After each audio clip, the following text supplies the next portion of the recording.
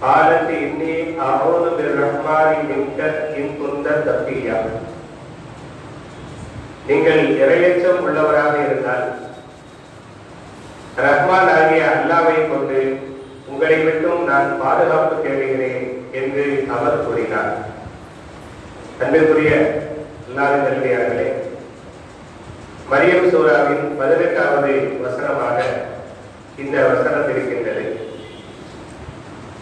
கடந்த வார தஃசீரில் இப்ராஹீம் அலைஹிஸ்ஸலாம் அவர்கள் மரியம் அலைஹிஸ்ஸலாம் அவர்களுக்கு முன்னால் ஒரு அழகான நிறைவான மனித வடிவில் வந்து காட்சி அளித்தார்கள் என்பதை சம்பந்தமாக சில விரிவான விஷயங்களை நாம் பகிர்ந்து கொண்டோம். அதன் தொடரிலே வருகின்றது, மரியம் அலைஹிஸ்ஸலாம் அவர்கள் ஜிப்ரீல் அலைஹிஸ்ஸலாம் இருக்கிறார்கள் என்பதை அறியாமல் ஒரு அந்நிய ஆண் தனக்கு முன்னால் வந்து நிற்கிறார் என்ற நிலையில் ஒரு ஹயா உள்ள, வெட்கம் உள்ள, ஈமான் உள்ள ஒரு பெண் என்ன செய்ய வேண்டுமோ அதை செய்தார்கள். அதாவது அந்நிய ஆண்களின் பார்வையில் ஒரு பெண் படக்கூடாது. அவ்வாறே ஒரு ஆண் அந்நிய பெண் இருக்கும் இடத்திற்கு வரக்கூடாது. இது இஸ்லாம் கூறுகின்ற நற்பண்புகளில் ஒன்றாகும். ஏனென்றால் ஒரு அந்நிய ஆணும் அந்நிய பெண்ணும் தனிமையில் இருக்கும் பொழுது அங்கே மூன்றாவதாக ஷைத்தான் வந்து விடுகிறார். லா யக்குல் வந்த ரஜுலும் பி இம்ராத்தின், ஒரு அந்நிய ஆண் இன்னொரு அந்நிய பெண்ணோடு தனித்திருக்க வேண்டாம். பயின்ற ஷைத்தான சாலிசுமா, ஏனென்றால் அங்கே ஷைத்தான் மூன்றாவது நபராக வந்து விடுகிறார் என்று நபிகள் நாயகம் ஸல்லல்லாஹு அலைஹி வஸல்லம் அவர்கள் கூறினார்கள். ஆகவே சம்பந்தம் இல்லாமல் ஆண் பெண்கள் தனித்திருக்க கூடாது, அது ஹராமாகும். அது மட்டுமல்ல, ஆண்கள் எப்படி அந்நிய பெண்ணை பார்க்கக்கூடாதோ அவ்வாறே பெண்களும் அந்நிய ஆண்களை பார்க்கக்கூடாது. குல்லில் முஃமினீன யகுல்லு மின் அப்சாரிஹிம் வயஹ்ஃபலு ஃபுரூஜஹும். நபியே, நீங்கள் மூமினான ஆண்களுக்கு சொல்லுங்கள், அவர்கள் தங்கள் பார்வையை பாதுகாத்துக் கொள்ள வேண்டும், தங்களுடைய மறைவான உறுப்புகளையும் பாதுகாத்துக் கொள்ள வேண்டும் என்று நீங்கள் ஆண்களுக்கு சொல்லுங்கள் என்று எப்படி அல்லாஹ் சொன்னாரோ அதே போன்று வகுல்லில் முஃமினாத் யகுல்லுன மின் அப்சாரிஹின்ன வயஹ்ஃபல்ன ஃபுரூஜஹும், மூமினான பெண்களுக்கும் நபியை நீங்கள் சொல்லுங்கள், அவர்களும் தங்களது பார்வையை பாதுகாத்துக் கொள்ள வேண்டும், தங்களுடைய மறைவான உறுப்பை பாதுகாத்துக் கொள்ள வேண்டும், பார்வையை தாழ்த்திக் கொள்ள வேண்டும், மறைவான உறுப்பை பாதுகாத்துக் கொள்ள வேண்டும் என்று அல்லாஹ் சொல்கிறார்.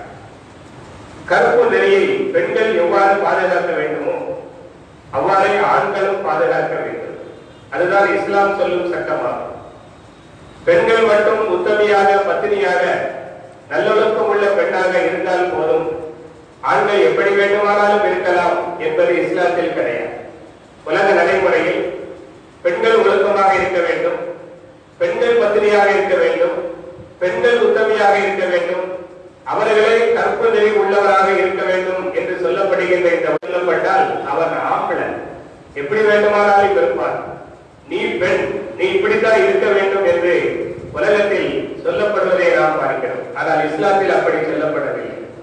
எந்த ஒழுக்கங்களும் எந்த நெறிமுறைகளும் பெண்களை பார்த்து சொல்லப்படுகிறதோ அது அப்படியே ஆண்களுக்கும் உண்டு. ஆண்களும் கற்பனை உள்ளவராக தன் மனைவி அல்லாத வேறொரு பெண்ணை ஏறெடுத்து பார்க்காதவராக இருக்க வேண்டும் என்று இஸ்லாம் சொல்லுகின்றது. அன்னை உம்மு ஸலமா ரலியல்லாஹு அன்ஹா, அன்னை மைமூனா ரலியல்லாஹு அன்ஹா, அன்னைய பெருமானார் ஸல்லல்லாஹு அலைஹி வஸல்லம் அவர்களுடைய பரிசுத்தமான மனைவிமார்களில் இந்த இருவரும் ஒருமுறை நபிகள் நாயகம் ஸல்லல்லாஹு அலைஹி வஸல்லம் அவர்களோடு பேசிக் கொண்டிருந்தார்கள். அது உம்மு ஸலமா ரலியல்லாஹு அன்ஹா அவர்களுடைய வீடு. அங்கே நபி அவர்களோடு அவர்கள் பேசிக் கொண்டிருக்கும் போது நபி அவர்களை சந்திப்பதற்காக அப்துல்லாஹ் இப்னு உம்மி மக்தூம் ரலியல்லாஹு அன்ஹு அவர்கள் வருகின்றார்கள். பார்வை இல்லாத ஒரு சஹாபி. அவர்கள் சலாம் சொல்லி உள்ளே வந்ததும் பெருமானார் ஸல்லல்லாஹு அலைஹி வஸல்லம் அவர்கள் தங்களது அருகிலே அமர்ந்து பேசிக் கொண்டிருந்த தங்களுடைய புனிதமான மனைவிமார்களை பார்த்து சொன்னார்கள், நீங்கள் இருவரும் எழுந்து திரை மறைவிற்கு அப்பால் சென்று விடுங்கள் என்று சொன்னார். நீங்கள் இருவரும் எழுந்து திரை மறைவுக்கு அப்பால் சென்று விடுங்கள் என்பதாக நபிகள் நாயகம் ஸல்லல்லாஹு அலைஹி வஸல்லம் அவர்கள் சொன்னார். அல்லாஹ்வுடைய தூதர் ஸல்லல்லாஹு அலைஹி வஸல்லம் அவர்களுடைய சொல்லுக்கு எப்பொழுதும் உடனடியாக மதிப்பளிப்பவர்கள் சஹாபாக்கள், அதிலும் குறிப்பாக நபி அவர்களுடைய மனைவிமார்கள். சொன்னதும் உடனே செய்வார்கள். இருந்தாலும் அந்த இடத்தில் அவர்கள் ஒரு விளக்கம் பெற வேண்டும் என்பதற்காக வேண்டி கேட்டார்கள், அல்லாஹ்வுடைய தூதர் அவர்களே, நாங்கள் எதற்காக திரை மறைவுக்கு அப்பால் செல்ல வேண்டும்? அந்நிய ஆண்கள் எங்களை பார்க்க கூடாது என்பதற்காகத்தான் நாங்கள் திரை மறைவுக்கு அப்பால் செல்ல வேண்டும். ஆனால் அவரால் தான் எங்களை பார்க்க முடியாது,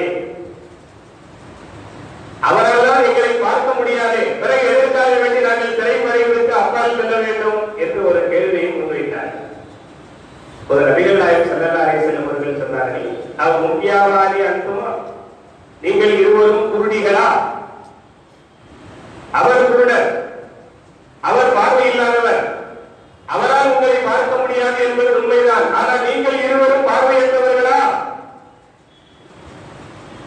என்று பெருமானார் ஸல்லல்லாஹு அலைஹி வஸல்லம் அவர்கள் சற்று வேகமாக கேட்டதும் அந்த வார்த்தையில் உள்ள உண்மையை புரிந்து கொண்டு அவர்கள் இருவரும் உடனடியாக திரைமறைவுக்கு அப்பால் சென்றார்கள். என்ன சொல்ல வருகிறார்கள் என்றால், ஆண்கள் பார்வையில் நாம் எப்படி படக்கூடாதோ அதே போல நாமும் பிற ஆண்களை அவசியமின்றி பார்க்க கூடாது.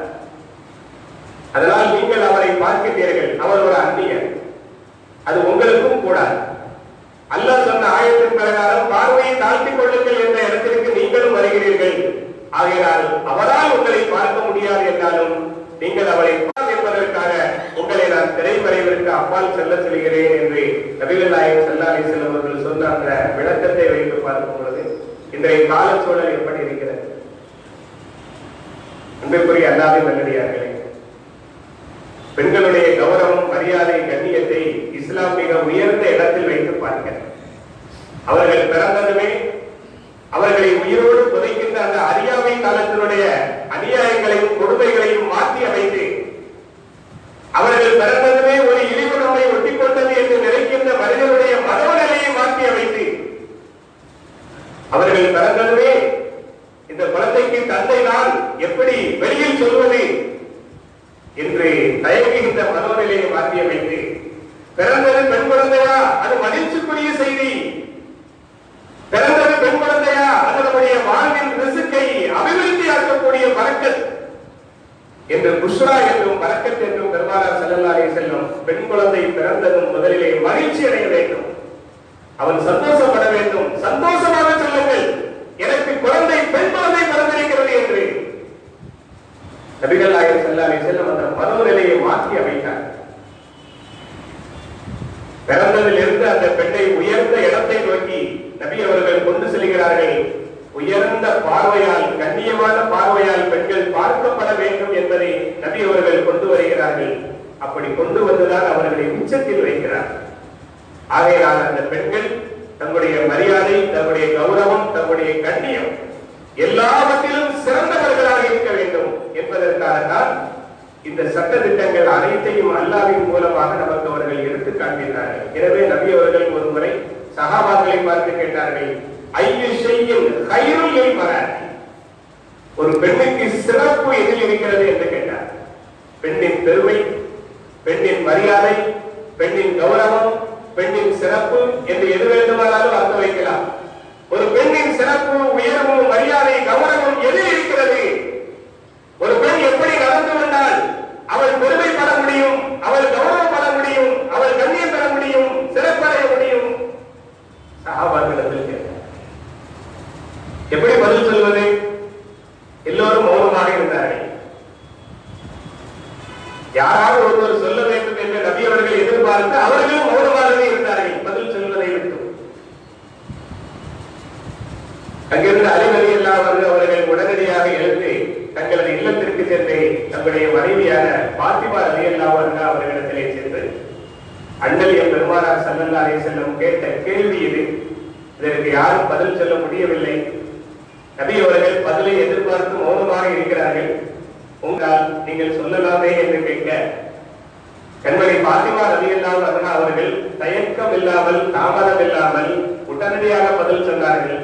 லா யரைனர் ரிஜால வலா யரவுனஹுன்ன. ரெண்டே வார்த்தை தான். லா யரைனர் ரிஜால வலா யரவுனஹுன்ன. பெண்ணின் பெருமை எதுவென்றால் அவள் பிற ஆண்களை பார்க்கக்கூடாது, பிற ஆண்கள் அவளை பார்க்கக்கூடாது.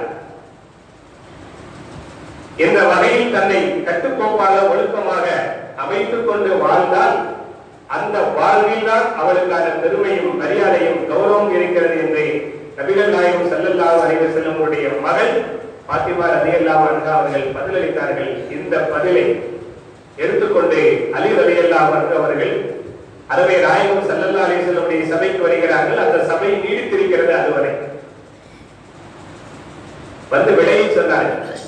பெருமானார் ஸல்லல்லாஹு அலைஹி வஸல்லம் அவர்கள் அதை கேட்டதும் சதகத் பாத்திமா பைன்னஹா பில்அத்தும் மின்னி. பாத்திமா சொன்னது உண்மையே, ஏனென்றால் அவர் என்னுடைய சதை துண்டு என்று நபிகள் நாயகம் ஸல்லல்லாஹு அலைஹி வஸல்லம் அந்த பதிலுக்கான அங்கீகாரத்தை கொடுத்தார்கள் என்று மஆரிஃபுல் குர்ஆன் என்ற தஃசீரிலே நாம் இந்த நிகழ்ச்சியில் பார்க்கிறோம். அன்பிற்குரிய அல்லாஹ்வின் நல்லடியார்களே, ஒரு சராசரியான முஸ்லிமான ஆணும் பெண்ணும் இத்தகைய ஒழுக்கங்களை கடைபிடித்து வாழ வேண்டும் என்று சொன்னார்.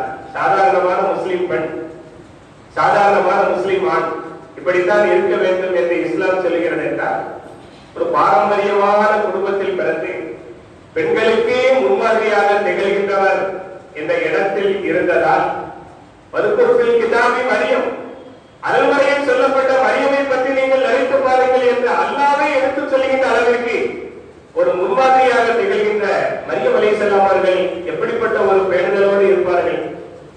அதனால்தான் தனக்கு முன்னால் ஒரு ஆண் மகன் வந்து நின்றதும் அவர்களுக்குள்ளே ஹயா என்ற அந்த உணர்வு அப்படியே வெளிப்பட ஆரம்பித்தது. வந்தவர் தவறான எண்ணத்தில் வந்திருந்தால் அதிலிருந்து தன்னை பாதுகாத்துக் கொள்வதோடு அவரையும் அந்த எண்ணத்திலிருந்து நாம் பாதுகாக்க வேண்டும், அவரை மாற்ற வேண்டும் என்று அவர்கள் யோசிக்கின்றார்கள். ஆண்களுக்கு முன்னால் இருக்கும் பொழுது வர வேண்டிய ஒரு உணர்வு ஹயா என்ற அந்த உணர்வு. ஹயா என்பது மற்றவர்கள் பார்வையில் நாம் ஒரு காரியத்தை செய்தால் அவர்கள் நம்மை படிப்பார்களோ என்பதற்காக சில காரியங்களை செய்யாமல் விடுவதுதான் ஹயா, வெட்கம். அவர்கள் பார்த்தால் நம்மை என்ன நினைப்பார்கள், நம்மை ஒரு குறை கூறுவார்களோ, நம்மை படிப்பார்களோ என்ற எண்ணத்தில் சில காரியங்களை செய்யாமல் விடுவது, அதாவது ஒழுங்காமல் விடுவதுதான் ஹயா. அந்த உணர்வு வரும் பொழுது அவன் ஹயா உள்ளவராக இருக்கிறார்.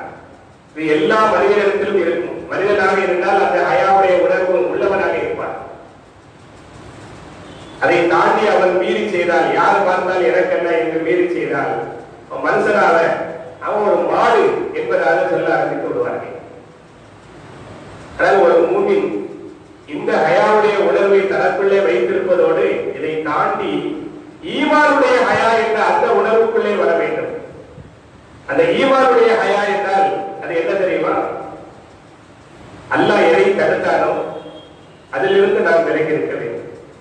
அதுவும் ஹயா தான், அதுவும் வெட்கம் தான். கண்டிப்பாக ஒரு மூன்று இடத்தில் அது அவசியமாக இருக்க வேண்டும். அண்ணல் பெருமானார் ஸல்லல்லாஹு அலைஹி வஸல்லம் அவர்கள் சஹாபாக்களை பார்த்து சொன்னார்கள், இஸ்தஹியு மினல்லாஹி ஹக்கல் ஹயா. நீங்கள் அல்லாஹ்வை கண்டு முழுமையாக வெட்கப்படுங்கள் என்றார்கள். அல்லாஹ்வை கண்டு நீங்கள் முழுமையாக வெட்கப்படுங்கள் என்றார்கள். சஹாபாக்கள் நாங்கள் அப்படித்தானே இருக்கிறோம் என்றார்கள். அல்லாஹ்வை கண்டு நாங்கள் வெட்கப்படத்தானே செய்கிறோம் என்றார்கள். நபிகள் நாயகம் ஸல்லல்லாஹு அலைஹி வஸல்லம் அவர்கள் விளக்கம் சொல்கிறார்கள், ஹக்கல் ஹயா. ஹயா என்று ஒன்று இருக்கிறது, ஹக்கல் ஹயா என்று ஒன்று இருக்கிறது. வெட்கம், நிறைவான வெட்கம், முழுமையான வெட்கம். நான் சொல்லக்கூடிய அந்த முழுமையான வெட்கம் என்பது நீங்கள் விளங்கிக் கொண்ட மற்றவர்கள் நம்மை குறை சொல்வார்கள் என்பதற்காக சில தவறுகளை செய்யாமல் விலகியிருக்கிறது அல்ல. நான் சொல்லக்கூடிய என்னவென்றால் உண்மையாக முழுமையான வெட்கம் என்பது என்ன தெரியுமா? இந்த தலை, இந்த தலையோடு சேர்ந்து இருக்கக்கூடிய உறுப்புகள், அதை நீங்கள் ஹராமில் இருந்து பாதுகாக்க வேண்டும். இந்த வயிறு, இந்த நீங்கள் ஹராமிலிருந்து பாதுகாக்க வேண்டும். இந்த இரண்டையும் நீங்கள் செய்தால் நீங்கள் உண்மையான வெட்கம் உள்ளவர்கள் என்று பொருளாகும் என்றார். அப்படி என்றால் என்ன அர்த்தம்? கண், காது, மூக்கு, நாவு, வாய், வயிறு மறைவான உறுப்புகள், முன்பின் மறைவான உறுப்புகள், இவை அனைத்தையும் ஹராமான காரியங்கள் இருந்து விலகி பாதுகாப்பதுதான் உண்மையான வெட்கமாகும் என்று பெருமானார் ஸல்லல்லாஹு அலைஹி வஸல்லம் அவர்கள் எடுத்துக் கூறுகின்றார்கள். அதில் குறிப்பாக 2 விஷயத்தை சுருக்கமாக சொல்வதாக இருந்தால், ஹிஃபுல் லிசான் நாவை பாதுகாப்பது, ஹிஃபுல் ஃபர்ஜி மறைவான உறுப்பை பாதுகாப்பது. இந்த ரெண்டும் இதில் மிக முக்கியமானது. இதில் ஒருவன் கவனமாக இருந்தால் அவன் முழுமையான ஹயா உள்ளவன் என்று நபிகள் நாயகம் ஸல்லல்லாஹு அலைஹி வஸல்லம் அவர்கள் சொன்ன ஹதீஸ் மிஷ்காத் என்ற கிதாபில் பக்கத்தில் நாம் பார்க்கிறோம். எனவேதான் மரியம் அலைஹிஸ்ஸலாம் அவர்கள் ஹயா உள்ளவர்கள் மட்டுமல்ல, அக்கல் ஹயா உள்ளவர்கள், முழுமையான ஹயாவுடைய வெட்கத்துடைய உணர்வு உள்ளவர்கள். அதனால் வந்தவன் மனிதன் அவன் தீய எண்ணத்தோடு வந்திருந்தால் அவன் தீமையிலிருந்து நான் பாதுகாப்பது ஒரு விஷயம் என்றால் அந்த தீமையை விட்டு அவனும் விலக வேண்டும். அவனும் தீயவனாக இருக்கக்கூடாது. ஒரு தீய எண்ணத்தோடு வந்திருந்தால் அவன் திருந்த வேண்டும். இந்த 2 விதமான எண்ணத்தோடு அவர்கள் சொன்னார்கள், இன்னை அவுது ரஹ்மானி இருக்க, நான் ஒன்றை விட்டும் அல்லாஹ்வின் மூலமான பாதுகாப்பு தேடுகிறேன். இன்குந்த தத்தியா, நீ தீய எண்ணத்தோடு வந்திருந்தால், நீ இறையச்சம் உள்ளவராக இருந்தால் நான் சொன்னதும் இங்கிருந்து நீ சென்று விடு.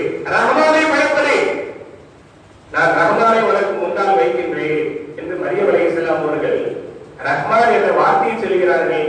தக்கியா, நீ இறையச்சம் உள்ளவனாக இருந்தால் என்பதையும் சொல்கிறார். சராசரியான மனிதனாக இருந்தால், ரஹ்மானா இருந்தாங்க, ரஹீமா இருந்தாங்க, அல்லாஹ்வா இருந்தாங்க, யாரா இருந்தாங்க, என்னுடைய நோக்கத்தை அடையாமல் நான் விடமாட்டேன் என்று எண்ணத்தில் அவன் மீறி நிற்பான்.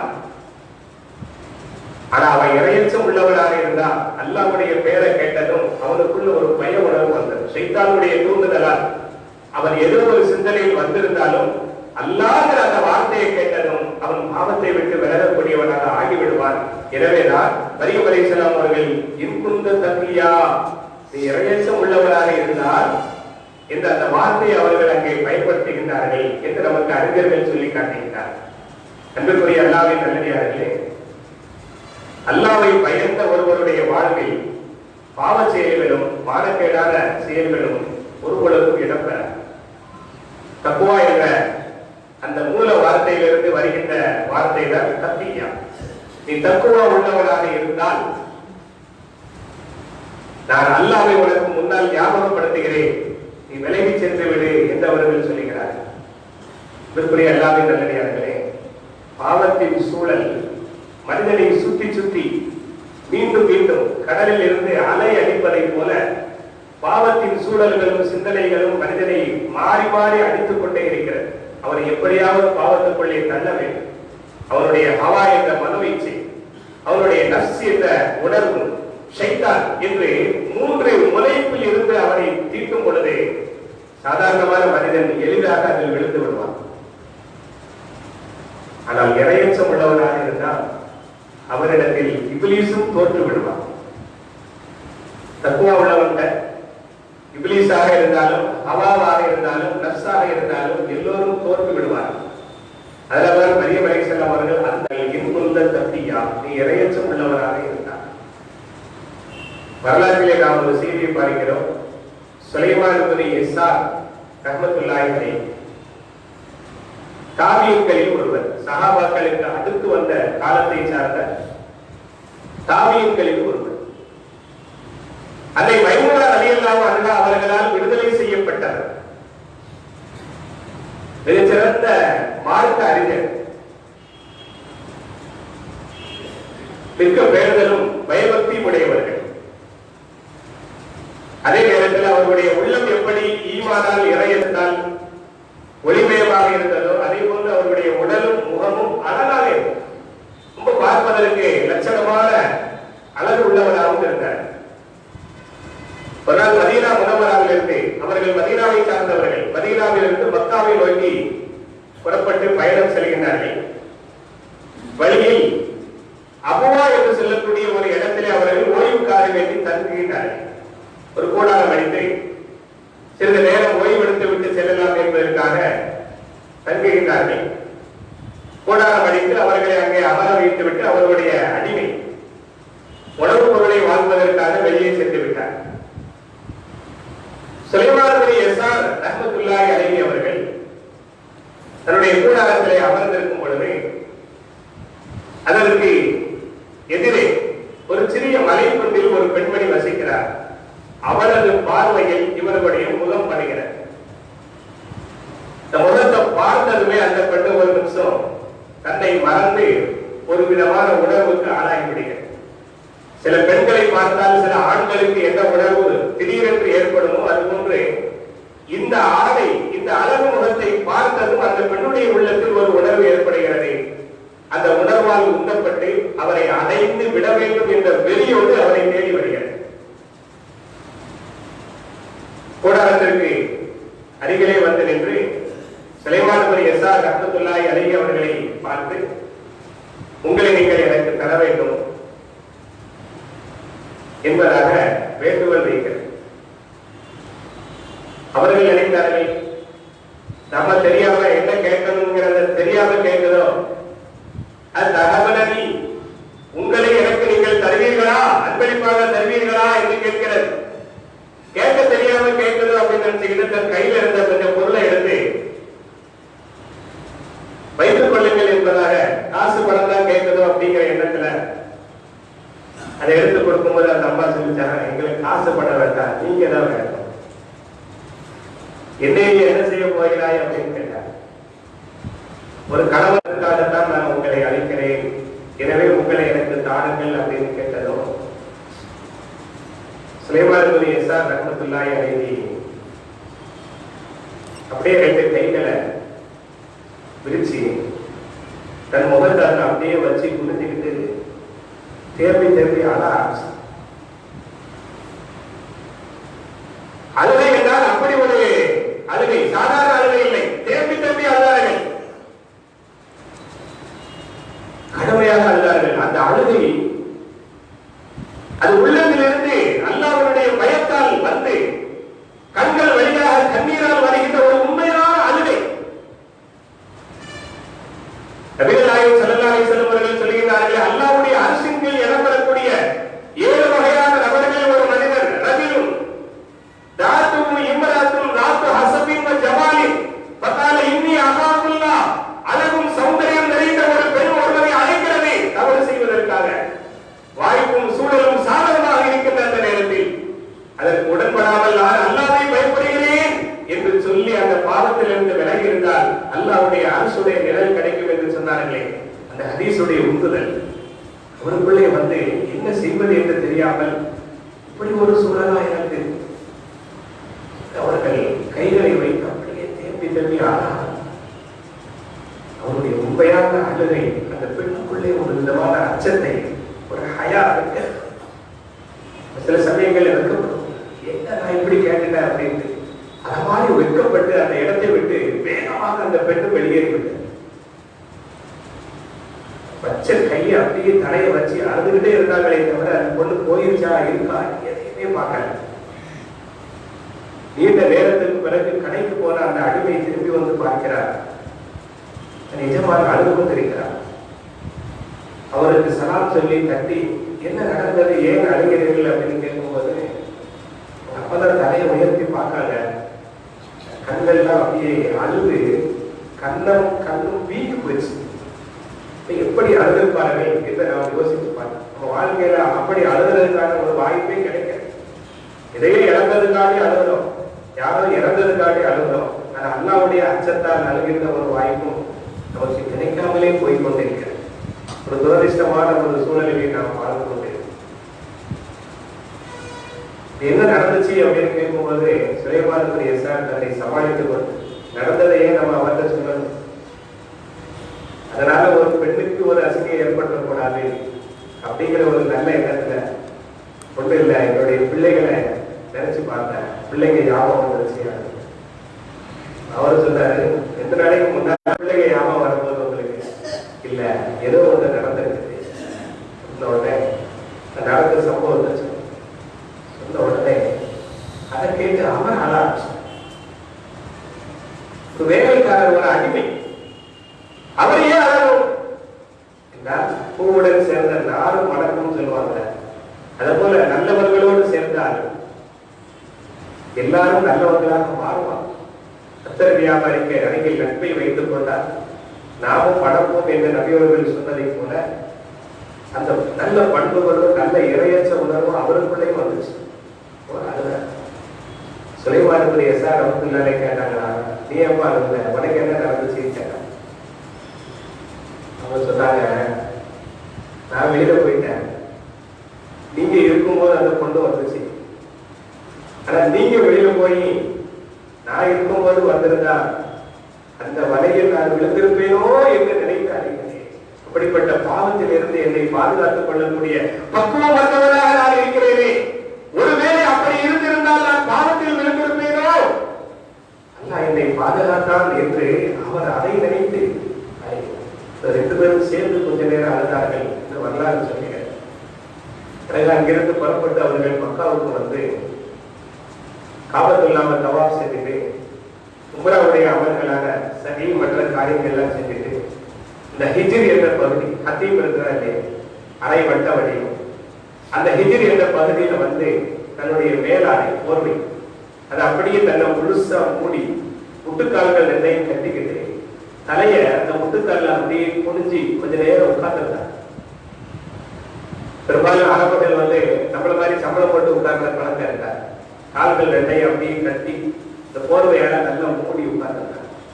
உட்கார்ந்தவங்களுக்கு ஒரு சின்ன தூக்கம் வந்துச்சு. இந்த தூக்கத்துல ஒரு கனவு, ரொம்ப அழகான ஒரு மனிதன் கனவில் வருகிறார்.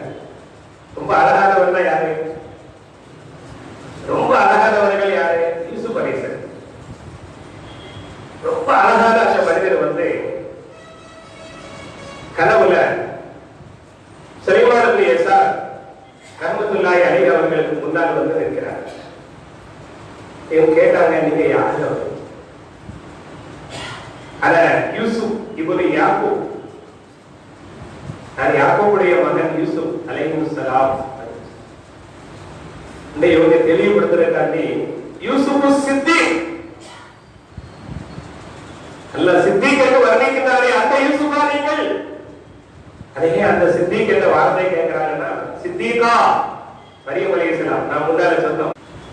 அதே போல யூசுப் அலைஹிஸ்ஸலாம் அவர்கள் பத்தினித்தனம் உள்ளவர் என்று அல்லாஹ் சொல்கிறார். அந்த சித்திகால யூசுஃபா நீங்கள் அப்படின்னு கேட்ட உடனே ஆமா அப்படின்னா உடனே இந்த பெரியவர் அடுத்து கேட்டாங்க, யூசுப் அலைஹிஸ்ஸலாம் நீங்க, யாக்கூப் அலைஹிஸ்ஸலாமுடைய மகன் நீங்க, சித்திக் என்று பத்தினித்தனம் உள்ளவர் என்று அல்லாஹ்வால் வர்ணிக்கப்பட்டவர் நீங்க. ஆனா உங்களுக்கும் அந்த பெண்ணுக்கும் இம்ராத்துல் அசீஸ் இந்த 2 பேருக்கும் மத்தியில நடந்த சம்பவம் இருக்கிற லஷாகன் அஜீபா, ஒரு ஆச்சரியமான சம்பவம். பாவத்திற்கு அந்த பெண் அழைத்து எல்லா சகல விதமான சூழலும் சாதாரணமாக இருக்கும் பொழுதும் நீங்கள் பாவத்தை விட்டு மிரண்டோடினீர்களே, அந்த நிகழ்ச்சி என்பது ஆச்சரியமானது என்று சுலைமான் இப்னு யஸார் ரஹ்மத்துல்லாஹி அலைஹி யூசுப் அலைஹிஸ்ஸலாமை பார்த்து அவங்க வாழ்க்கையில நடந்த நிகழ்ச்சியை நினைவுபடுத்தும் பொழுது யூசுப் அலைஹிஸ்ஸலாம் சொன்னாங்க,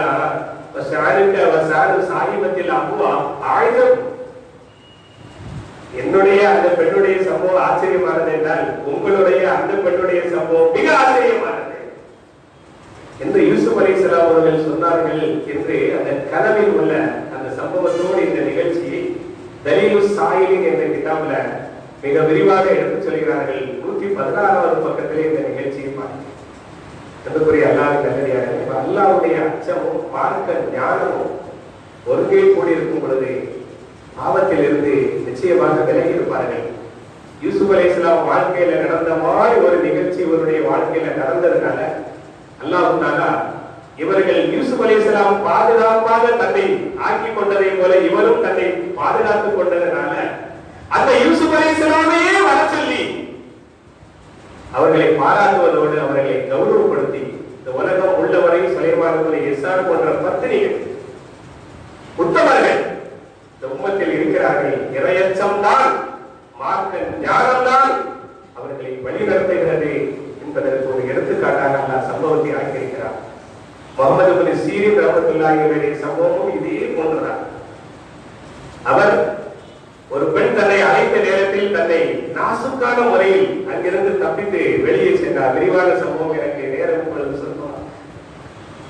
உபச்சாரத்திற்காக அழகும் சௌந்தரியமும் வாயுவும் வசதியும் நிறைந்த பெண் அழைத்த போது அவர் தப்பித்து ஓடினார். அல்லாஹ் தஆலா யூசுப் அலைஹிஸ்ஸலாம் கொடுத்த கனவுக்கான விளக்கத்தை அந்த முகமது பின் சீரின் ரஹ்மத்துல்லாஹி அலைஹி அவர்களுக்கு கொடுத்தார் என்ற சம்பவத்தை மிக விரிவாக இதற்கு முன்னால் நாம் பகிர்ந்திருக்கிறோம். அன்புக்குரிய எல்லாவின் நல்லடியார்களே, ஆக மொத்தத்தில் இறைவனை பயந்த ஒருவர் சில சமயங்கள்ல பாவத்தை நோக்கி பயணித்தாலும் அந்த இறைவன் அப்படிங்கிற வார்த்தையை நினைவூட்டும் பொழுது அவர் இருந்து விலகி விடுவார் என்பது உண்மை.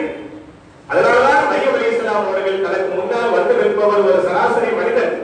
ஆனால் அவன் இறையச்சம் உள்ளவனா இருந்தா அல்லாஹ்வுடைய பெயரை கேட்டு அவன் விலகி சென்று விடுவான் என்ற எண்ணத்துல இந்த அவுது பேர் ரஹ்மானி மின்க என்குந்த தட்டியா, நீங்கள் இறையச்சம் உள்ளவனாக இருந்தால் நான் ரஹ்மானாகிய அல்லாஹ்வின் மூலம் உங்களை விட்டும் பாதுகாப்பு தேடுகிறேன் என்று சொன்னார்கள். ஆனா வந்தவர் மனுஷனா, சாதாரண மனுஷனா?